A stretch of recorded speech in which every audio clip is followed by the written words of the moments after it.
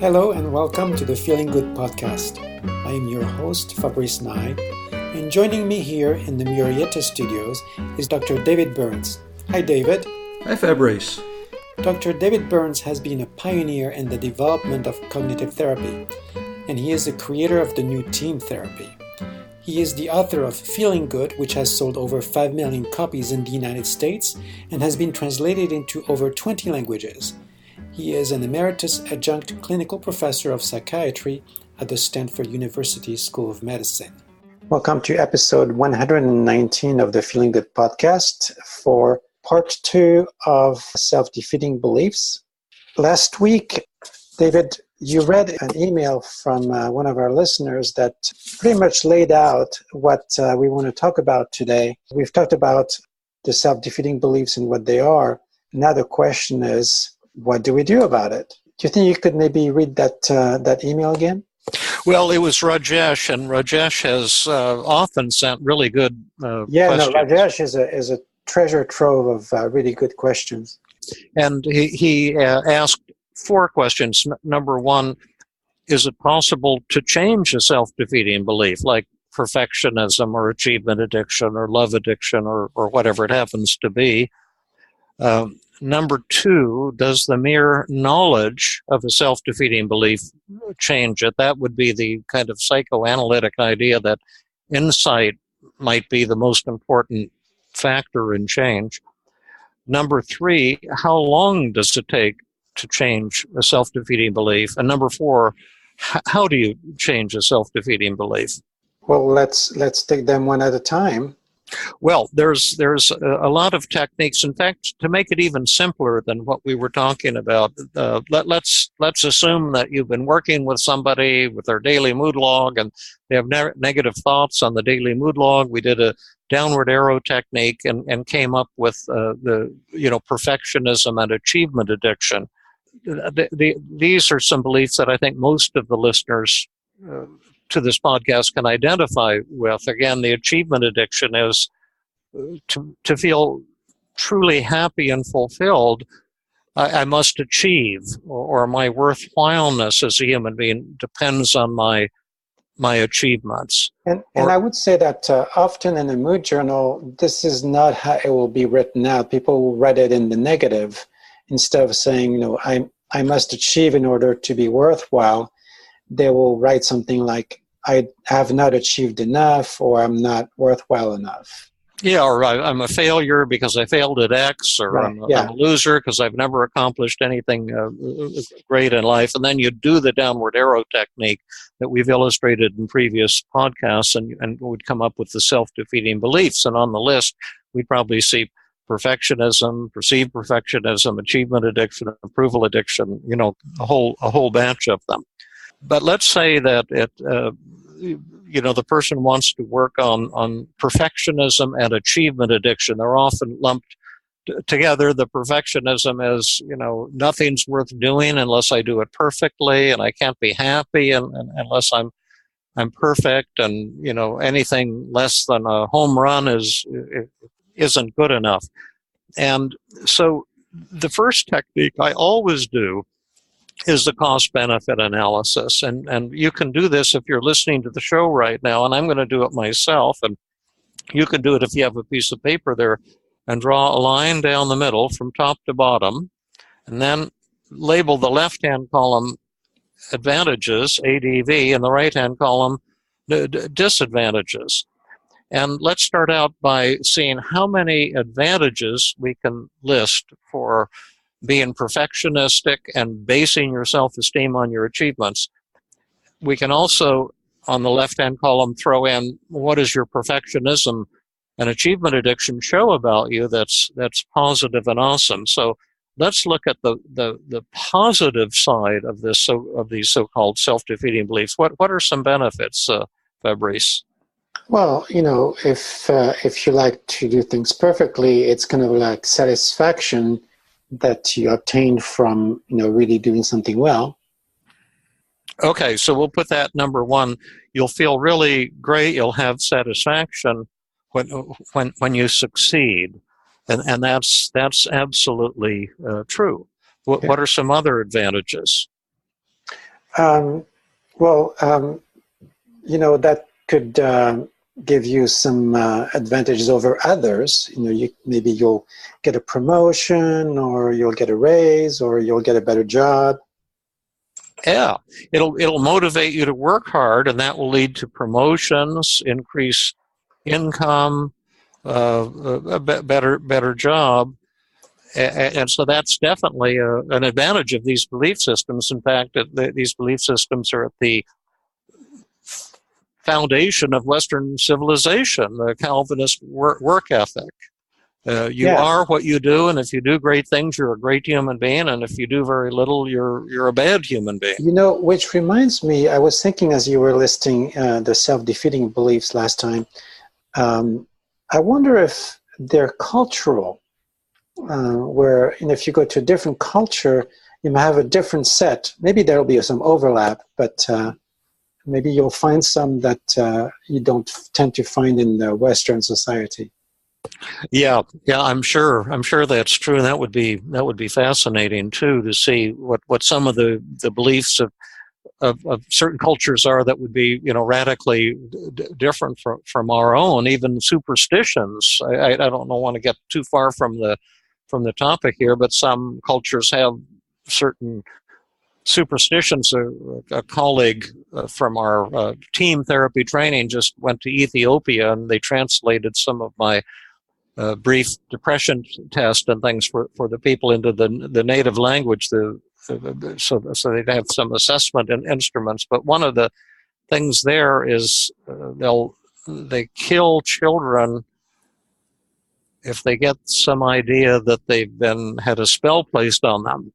And so she was with a group that rescues these children that the villagers have decided to kill, and they had rescued about 50 children. But anyway, that's probably on a little different topic, but it shows the power of beliefs, that just what you said, they can have powerful cultural effects. And people get to believing things sometimes that aren't true. What are some more benefits of being perfectionistic and having the achievement addiction, basing your self-esteem on your achievements? Probably recognition for your work. Well, that's a good thing. You'll get recognition and admiration, because people admire people who work hard and are working their fingers to the bone. Another benefit might be it will motivate you to work really hard, and it will show that you have high standards. Another thing it can show, another benefit is it can show that you feel that you're one cut above, that you're in a special superior class, because we wouldn't ask an average person to be perfect. We would. I'm getting a little distracted now. Everybody's. You're wandering around your house. Yeah, I'm sorry, because like I said to you, I was in the kitchen, and Victoria is about to do some cooking, so I need to migrate to the living room. Oh, okay. We can just cut out this little hiatus. I will cut this out, yes. Yeah, I'll start again on the one cut above as soon as you're ready. Yeah, okay, I'm ready. Oh, yeah. And then another advantage is if you're saying I should be perfect, it kind of projects the idea that you're better than other people, because people who are perfectionists don't generally expect others to be perfect, although that can happen and create another type of problem. But generally, they have one set of standards for themselves and another set of standards for the rest of the human race. And what they're really saying is, I'm better than other people because I can hope for perfection, whereas other people are just kind of average, and so they shouldn't be shooting for perfection because they're never going to get there. Another thing about the advantage of perfectionism and achievement addiction is like Edison or Einstein. reaching for the stars and really achieving something. Edison, with his light bulb, would not give up until he got it right, because he thought he could change the world if he got it right. And he worked tirelessly night and day, and failure after failure, and then eventually he did get it right, and he did change the world. And so these value systems can lead to genius and amazing breakthroughs. We'll get a cure for cancer one day from somebody who's probably a workaholic and a perfectionist slaving away in a laboratory. Hey, it has advantages for the rest of us. Yes, absolutely. We want those people to have self-defeating beliefs. Yeah, that's right. And if you've got a surgeon, you want him to be perfectionistic. That's right. You bet. Yes. I don't care if they're neurotic as long as they're good. Yeah, that's right. Now, sometimes we reach for the stars and end up grasping air. What's the downside, Fabrice, of perfectionism? And by the way, this is an exercise I hope you're doing while you're listening, and you can do this exercise with any self-defeating belief. And this is one concrete thing you can do. This is step one on the journey to change a self-defeating belief. What are the disadvantages? Well, the main disadvantage that I see is that you cannot reach perfection, and you're going to be disappointed every single time. That's a beautiful and correct thing. I love it. But what are some more? How about? Go ahead. Well, see, you're going to be measuring yourself against your results, and you're going to fall short, and that's going to create distress in you. Yeah, distress and disappointment. But another neat thing you just mentioned is that you're constantly on a treadmill, always having to prove yourself. You'll never really achieve the feeling of peace and self-esteem, because you're only as good as your latest accomplishment. Yeah.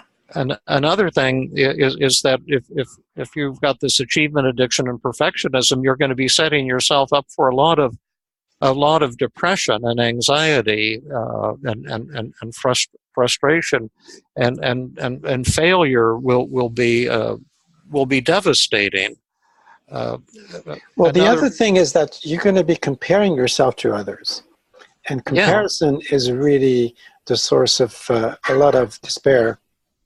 Absolutely. Feelings of inferiority and envy and insecurity and inadequacy, and what if this other person's podcast has more listeners than ours, or whatever comparison you're making, and you're all bound up with that all the time. And there can be health problems like high blood pressure. There might be an increased tendency toward a lot of disorders like OCD, Obsessive-Compulsive Disorder.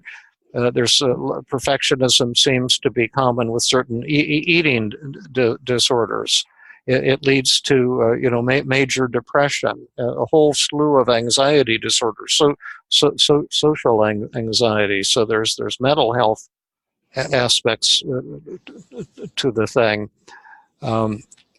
What are some more? We've got health, mood problems, depression, anxiety, OCD, eating disorders, disappointment, being on a constant treadmill. Well, I mean, there's probably quite a few others. I'm wondering if you ever compiled the list of advantages and disadvantages for each of those self-defeating beliefs. I haven't done for all of them. I've done for a lot of them. Yeah, because I'm sure that some people, because of, when you have it right against your nose, you don't always see what it's doing to you. And so if they had kind of like a multiple choice to choose from, they might realize, oh my God, this is true. I've been suffering from this. Well, I think you're onto something there, and we can talk about ways that could be could be done and set up after the show. I just set up some creative ideas in my brain right now. Another thing is that there's less joy in life because you're always working. And one of the things that brings joy to my life is we have this new little kitty, Miss Misty, and she's learning to trust me and learning to trust my wife. And earlier today, she crawled up on my lap. I was on bed just eating lunch and watching TV for a lunch break, and she got up on my lap and she started purring, and I petted her and she just started squeaking, and she was just so thrilled, and it was just such a wonderful experience. And but we weren't winning anything. We weren't being perfect. We were just kind of hanging out. And I feel like life can be kind of a banquet when you break out of these traps that you're in, and it's like waking up to all the the potential for joy, which can be tremendous. And by the way, what we're doing here is a cost-benefit analysis, and you jumped into that after selecting perfectionism as an example of self-defeating belief that we'll be working on. Is that something that you can use for all of the self-defeating beliefs, or is that specific to perfectionism? I'd have to think about that. It's a good question. My guess would be it's really good for a lot of them, but probably not the way to eliminate all of the self-defeating beliefs. Others would require different tools, but for the self-esteem equations, it's really good. This is a great tool for the love addiction. To feel happy and fulfilled, I must be loved. Or to feel happy and fulfilled, I need to get everyone's approval. Those lend themselves very well to this kind of analysis. Now, there's more advantages and disadvantages, but just to show you how to bring this piece to closure, put two circles at the bottom, like a kind of a barbell with a bar with two circles on each edge, and then put two numbers in those circles that add up to 100 that will show whether the advantages or the disadvantages are greater. Like the advantages of perfectionism is you'll feel fantastic when you have a big score, a big success.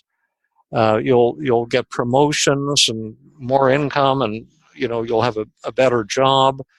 You'll receive admiration and recognition from people, hardworking people.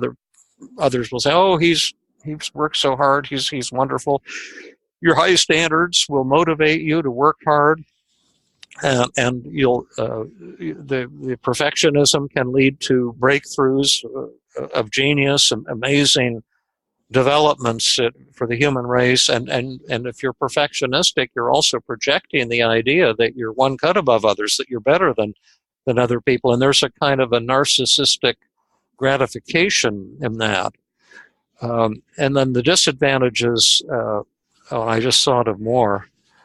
I'll mention first, you can't learn from criticism or failure because you get so anxious and so threatened. You might, another downside is maybe you can't take chances. You have to do the careful thing. You can't be creative because of the fear of failure. You might find that there's a lot less joy in your life because you're so heavily focused on just workaholic and always trying to be perfect. You'll have a lot of negative emotions, depression, anxiety, frustration, specific emotional disorders, obsessive-compulsive disorder. I had a patient in Philadelphia who was so worried about her floor not being perfectly clean. She had obsessive-compulsive disorder that whenever she wasn't at work, she spent every minute scrubbing the floor of her bedroom. She lived with her parents, and she'd just go into her bedroom and clean the floor. And all weekend she would do 18 hours a day just scrubbing that floor. It was really very, very sad. And eventually, that's really sad. Yeah, the floor wore out. They had to have the floor replaced. Then she got a brand new floor, and then she started scrubbing away at that one again. And I was on a talk show in Cincinnati, and they had a live audience. It was a morning TV show, and it was a great show. And then afterwards, the host talked to me, and he says, "Will you help me with something?" I said, "Oh, absolutely." And he said, "After every show, I'll get 300 fan letters. 299 of them will be really wonderful, and I'll have one critical one. And I obsess about the negative one all day long. I beat up on myself, and it's as if all those positives don't count." That's another downside of his perfectionism. And you're on a constant I remember you treadmill. mentioning that before. Yeah, I remember you were mentioning that before. Yeah.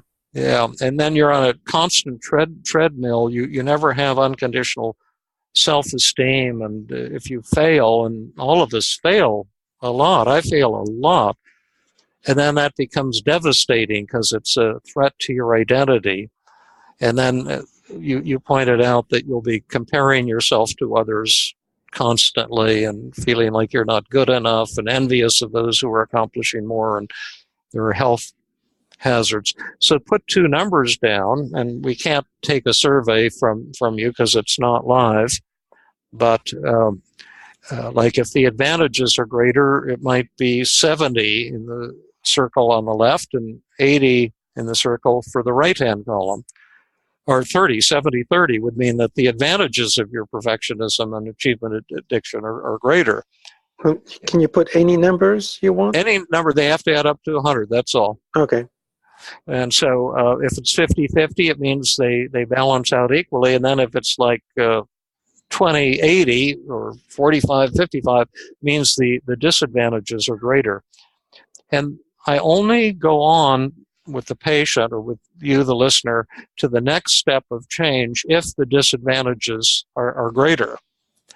What would we say, Fabrice, to the patient who says, "Oh, the advantages outweigh the disadvantages.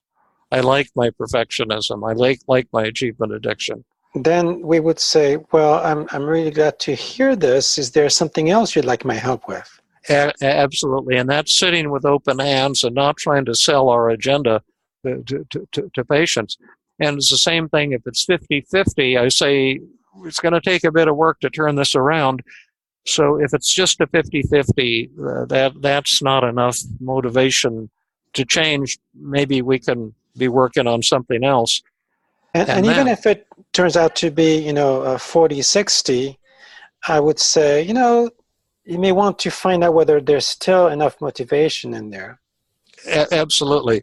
But if the disadvantages are strongly outweighing the advantages, and this is true for all of you who are listening, then we can go ahead and go through a couple more steps here to smash this system. Now, yes, because what we just did was essentially to decide, do we really want to change this? Yes. But in and of itself, it hasn't really changed it. You just see, this is something that I want to let go of. Yes. And this differs from my approach from that of Dr. Albert Ellis, although I loved him and learned a lot from him and always praised him and always will praise him. But he kind of harangued people to change. These are self-irrational beliefs, he called them, like they're bad. And that puts the patient on the defensive. Whereas my point of view, and I think your point of view too, is that these are mixtures of good and evil. There's healthy aspects. There's nothing wrong with wanting to achieve great things or wanting to work on things very hard.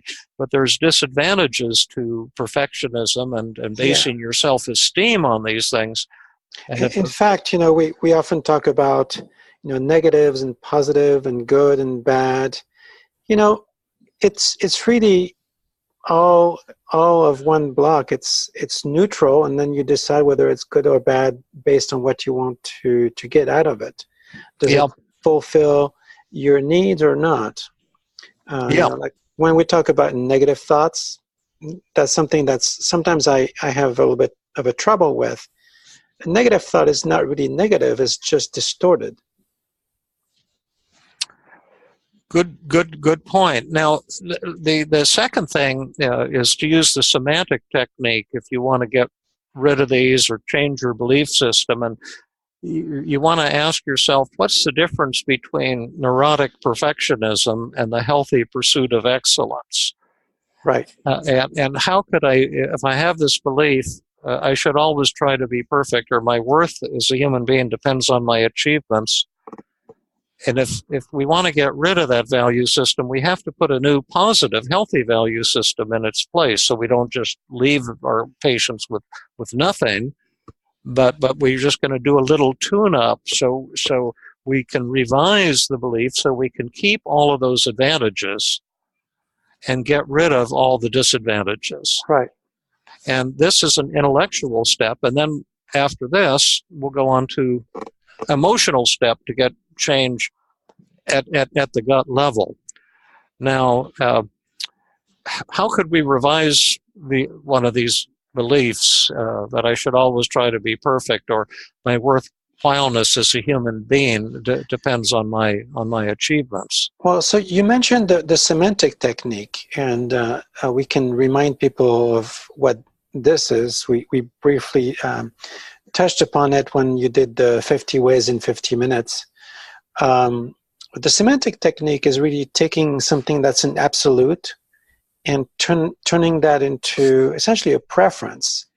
Yes, it would be nice to have great success and achievement, to create the perfect project, to win the marathon. It would be great. And it is not something that is absolutely necessary. So you can really turn that into, well, I would prefer to do better than to do worse. Sure, that's a really nice way to do it. Sometimes I tell myself there's nothing, like I'm working on my new book, Feeling Great.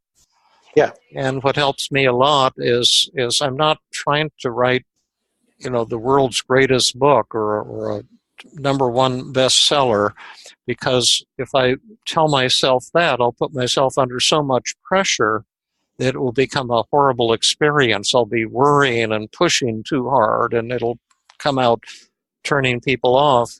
But I just tell myself it's great to have this opportunity to share some of the new techniques with people. It's fun to write, and I'm pretty sure many people will benefit from the book. But if it sells tremendously, like Feeling Good, that's not going to make me any better than anyone else. I won't be a more worthwhile person. And if it's average or maybe even not successful, that won't make me any less of a human being. That my self-esteem here is not at issue. Yeah. See, one thing that I notice when we use those semantic techniques is that you go from something that's really sketchy and black and white and short, like, I need to be perfect in order to be worthwhile, and you nuance it. You make it closer to what reality is, because reality is nuance. It's not black and white. Absolutely. Sure. Another way to look at it, just very similar to what you said. Now I can't remember what I was going to say, but yes, it's not an absolute demand. It also involves acceptance. Like sometimes I will fail, and I can learn from failure. It's okay as a human being to fail. It's okay to fall short. That's how I learned to walk, by failing and stumbling and falling over. These kinds of things. And so you just need to come up with a new value system to where, okay, I can still want to achieve. I can still work hard on my new book. I can still, feel happy if I can write a great chapter or even an excellent paragraph. I can feel good about it. But I don't have to put pressure on myself and make myself miserable over this or any other accomplishment. And so once you've got your revised belief, you've changed it at the intellectual level. You've given yourself something to hang your hat on. And now we need to change it at the emotional level. And a couple of techniques here are the experimental technique and the feared fantasy. Actually, any of the 50 techniques, you can put the belief in the middle of a recovery circle, like we've talked about in previous shows, and then you can pick out 10 or 15 or 20 techniques to smash any self-defeating belief, just like you can smash a distorted thought. One other thing that you said earlier, can I just resonate on something you said earlier that it just dawned on me what you meant? Yeah, yes, please do. One of the differences between a self-defeating belief and a distorted thought is that the distorted thoughts can be pretty easily proven to be false because they're distortions. The self-defeating belief is more of a stipulation or a value system. Right. So that might be what you were trying to say, and you're absolutely right. It's like my worth as a human being depends on my achievements. Well, that's neither right nor wrong. It's just an arbitrary value system that you're setting up for yourself. I mean, you could find proof in favor, and you can find proof opposing it. Yeah. Now, what technique should we use next here? I've got experimental technique. I'm trying to remember how I was planning to use that. Well, so let's take the the perfectionism being tied to your worth. How would you use an experiment that shows that no matter how you succeed, your worth has not changed? I'll tell you one experiment that a colleague of mine did with one of his patients. Uh-huh. I don't know if it fulfills it entirely, but it was very helpful. This was a national television figure, a well-known personality who was on television every night. But he was very anxious and kind of depressed, even though he had a hit show. And he had the belief that if he wasn't perfect, that his staff would be kind of looking down on him and thinking less of him. So he was not only holding himself to a tremendously high standard, he was pretty narcissistic and barking at other people and shouting orders and scolding people when they were falling short. And the experiment that he did that proved to be extremely helpful for him was to simply ask his staff, if I screwed up or made a mistake, would you think less of me? What would you think of me? And he was shocked to learn that people were actually saying that they would like him much more and that they would feel much closer to him. And that was a really great experiment because it touched him at an emotional level. And I've certainly had many experiences of the same type myself. That's a good example. It's a specific kind of experiment where you ask people. We also call that the survey technique. Absolutely. Then another experiment, I was treating a physician who had incredible achievements, but he was miserable and depressed because he kept thinking that he wasn't good enough, and his belief was, if I can't do something perfectly, there's no point in doing it. It's not worth doing. And I had him use my pleasure predicting sheet that to schedule activities. We may have mentioned this on a previous show, I'm not sure, but to schedule activities with the potential for learning, pleasure, personal growth, and then predict how satisfying they were going to be between 0 and 100, and then afterwards write down how satisfying they turned out to be between 0 and 100, and then finally to indicate how perfectly did he do this activity. And so he did a lot of things, like he gave a a lecture to the freshman medical students at Yale, because he was the top speaker at Yale. I'm disguising everything, but and he, predicted it was going to be a 99% satisfying, and then it only turned out to be about 10% satisfying. And then he put a note. He said, I only got a 30-second standing ovation at the end.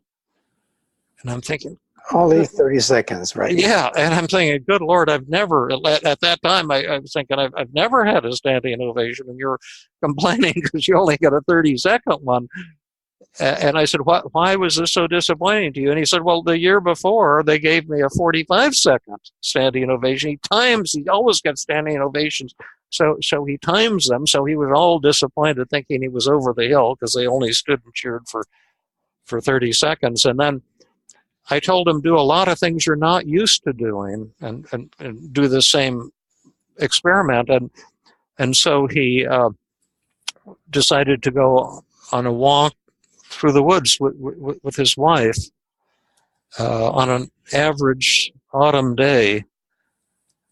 And it was 95% rewarding. And he said, we weren't champion hikers. It wasn't special. It was just a wonderful time. And then he played squash with his 12-year-old son, and neither of them was a champion squash player, but he said it was like 100% enjoyable. And then he said he started noticing that all kinds of things brought him great joy and pleasure in life. And and a lot of the things that he thought he was doing so perfectly were causing more stress than joy. That was another experiment that helped change a self-defeating belief. And the odd thing, he said that once he gave up this perfectionism, which he saw wasn't true, he said he actually became more productive because he became more creative, and he wasn't pressuring himself all the time to, be number one or be the top person. I had a patient with the love addiction. We mentioned her in a previous show. She thought she could never be happy if she was alone. She had to be with someone she loved, and she scheduled activities by herself and activities with others and predicted how satisfying they'd be. And she was shocked to discover that a lot of the things she did by herself when she was alone brought her tremendous joy and pleasure. And many of the things she did with other people were not nearly as rewarding, and some were disasters. So this is just another tool you can use to challenge some of these self. Yeah. I think that we've presented the pleasure predicting sheet before. It's a nice structured way to do experiments. I think that it's going to be very useful for perfectionism. Right. And then the kind of ultimate one that you've been wanting to do a role play, and we could do it right now. Have we done high school reunion role play? We've been meaning to schedule it. We haven't. I think that this would be worth an entire episode because it's a very useful technique. This is kind of like a way to check one's own values. Right. Right. You can use this to crush any self-defeating belief. Do we have the time to just illustrate it? Then we can go into it further, or you want to defer it? We can explain how it works because people are going to be curious. So would you like to describe it? Yeah. It's really a fun one. You ask the patient if they'd be willing to go into an Alice in Wonderland nightmare world where your greatest fear comes true. And let's say the person has the belief, my worth as a human being depends on my achievements, and that people who achieve great things are somehow superior human beings. And I've had many patients who said, I can see it's not to my advantage to base my self-esteem on my achievements, but I really believe it's a fact. She said, I've always been average. I wasn't one of the beautiful people in high school. How could I be as good as Bill Gates or Einstein? I couldn't have their level of happiness because they are, in fact, more worthwhile human beings. And so let's go back to your high school reunion, Fabrice, although they don't have those in France, but you go back to the reunion every year. Some people do, and let's imagine that you're back at your high school reunion, and you're going to meet a classmate who has had his picture on the cover of Time magazine, the man of the year, who's named the most successful man in the United States for the past year.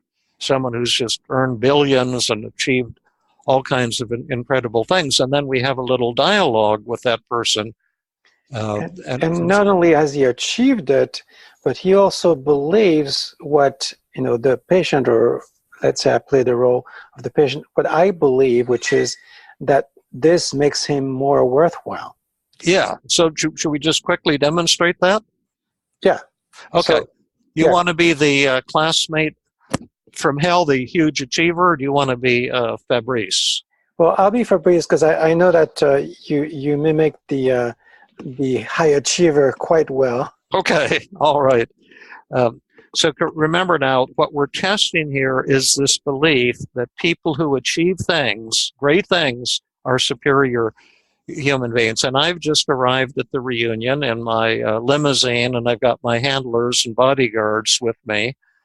And there's great excitement because everyone has seen my photo on the cover of Time magazine. And then they say, "Oh, Fabrice, good seeing you. I haven't seen you since high school." Good seeing you, David. Yes. How are you doing? Oh, good. Did you catch my picture on the cover of Time magazine? As a matter of fact, yes. I mean, how could I not? Yeah. You've been doing quite well, it sounds like. Yeah, I've been pretty lucky ever since high school. Everything's kind of turned to gold, you might say. Yeah, well, good for you. That's great. That's great. Oh yes, I have startups. I've made billions. I have patents. Donald Trump calls me every 5 minutes to get advice. I'm one of the beautiful people now, and I'm very, very important. Is there something I want to share with you, Fabrice? What is that? Well, do you remember how you and I have this value system that our worthwhileness as human beings depends on our achievements? Yeah, you're right. Yeah, and I've heard you're doing kind of a good average job. You're kind of an average shrink, and you have a kind of you're a sidekick on the podcast show and stuff like that. But have you noticed that your accomplishments are, like not even 1/1000th of mine? Well, actually, yes, that's true. That's true. I cannot deny it. And so what follows, big guy? I guess I'm just... are you saying that I'm less worthwhile than you are? Yes, I was kind of hinting at that. I'm kind of judging you. Well, I'm looking down on you. I'm kind of judging myself too. Yeah. I think you just made the wrong turn there. Let's do a role reversal. Let's do a role reversal, okay? You be the classmate from hell, and I'll be David. And yeah. So it sounds to me like you haven't been doing so well. I guess you must not be quite as good as I am. Well, I've had a pretty average life. I have none of your accomplishments, but I just have a lot of joy and a lot of friends, and I love my work and I love what I'm doing. But I'm so proud of you for coming back to the reunion with all of your massive accomplishments. And I got your picture, saw it on Time magazine, and I was just so proud and excited to see you. But there's one thing I want to ask you, Fabrice. Well, actually, I do recall our conversations way back when we were in school together, and I think you rarely talked to me. You were one of the popular people. I was not. I'm surprised you even remember me. Well, we had a few conversations, but one thing I recall quite clearly is that we did share something in common, which is that it really depends on how much you accomplish. And I never believed that, Fabrice. But I had a question for you, and something I heard through the grapevine. And I didn't believe it, but I just wanted to check it out with you, okay? All right. I heard through the grapevine that you were thinking that because you've accomplished so much, that you have some idea that people who accomplish a lot are more worthwhile than others, and so that maybe you were kind of thinking you were more worthwhile than other people. You've been looking down on people or something like that. That didn't sound right. You may not have believed that at the time, but I still believe it, and I think that's true. Oh, I see. So you're kind of looking down on me right now? Well, I mean, I have a lot of compassion for you, but you're just not as worthwhile as I am. Oh, I see. You must be looking down on just about everyone now, that because you're the most accomplished person in the United States. There's really no one at your level except maybe you and the Donald.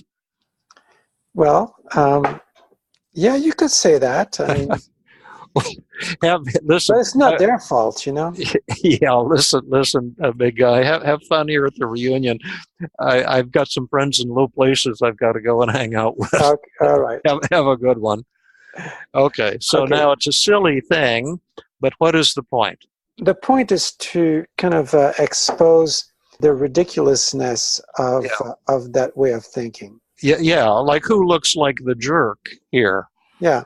Well, it's the high achiever, of course. Yeah, and this is just to make people aware of this in a kind of dramatic, humorous way, because the patient who's been feeling inferior is usually looking up at everyone. So, oh, he's accomplished so much, and she's accomplished so much, and I'm nothing, and so they're automatically thinking, well, the more you accomplish, the more worthwhile you are. Well, let's put you, the patient, in the role of someone who's accomplished a tremendous amount, and then hold your feet to the fire and say, are you really believing that you're better than other people?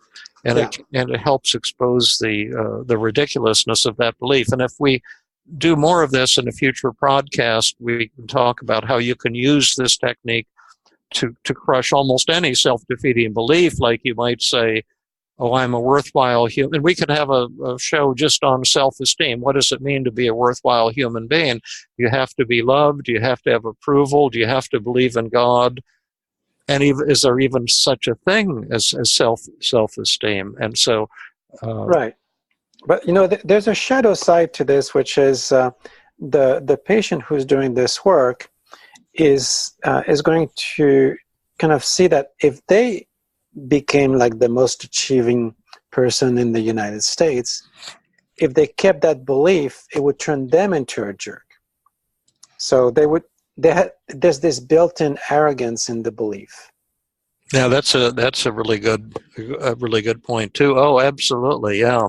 The idea, it's all based on the idea that some people are better than others, and I'm going to become better than others, or I want to become better than others, and it just exposes the cruelty and loneliness, really, and of that approach. Well, we've just scratched the surface here a little bit. Well, that's a little set of tools that people can use to approach self-defeating beliefs. Did we answer all of Rajesh's questions? Well, when we didn't, how long does it take? You just saw about how long it takes, and then there can be some other things you do between sessions to cement it, and it's a discovery you have to kind of make over and over again. It's not like one and done, because we drift in and out of an enlightenment, but you become stronger and stronger with a healthier belief system. But does the mere knowledge of a self-defeating belief change it? That's the one we didn't answer. And I've only seen that once in my career. I had treated a psychologist, a gay psychologist, who was pleasing her partner, thought she had to always be submissive in relationships in order to be loved, that she had to earn love by giving. And so she always got burned out in relationships. And we did a downward arrow technique and brought to her conscious awareness that she was basing her self-esteem on being loved, and that she thought to be loved she had to give, and it had never occurred to her. And she said just that insight changed her life, changed her relationships. Once I made her aware of it, she ran with it, And, a year later I saw her and she said it was just life-changing. But that's the only one where insight changed it. Usually you have to use these tools to cause the change to happen. Well, I can see how that could happen because what you're talking about, another word maybe for self-defeating beliefs might be blueprints. We run on those blueprints, and sometimes they're hidden. We don't know they're there. Yeah. Or, hidden scripts. And so when you expose them to the sunlight, sometimes that's enough to go, oh, I don't know why I believe this. So I hope that we have given enough of an overview of what these are and how to deal with them. David, we will publish the list on the show notes, right? So people can take a look. Yes, I'll do that. The list of 23 common self-defeating beliefs. Well, thanks a lot, Fabrice, and it's always a joy working with you, and I hope these 2 shows on self-defeating belief have been interesting to our listeners, and we appreciate your tuning into our podcast. Stay tuned, and we're coming up with some other methods. Okay, thank you, David. Bye-bye. Bye-bye. This has been another episode of the Feeling Good podcast. For more information, visit Dr. Burns' website at feelinggood.com, where you will find the show notes for this podcast under the blog page, and where you can leave your comments and questions. The website has an abundance of resources for therapists as well as non-therapists, including books, workshops, a list of online training groups around the world, and much more. Theme music is Gypsy Jazz in Paris, 1935, composed and performed by Brett Van Donsel. I am your host, Fabrice Nye, and I invite you to join us next time for another episode of the Feeling Good podcast.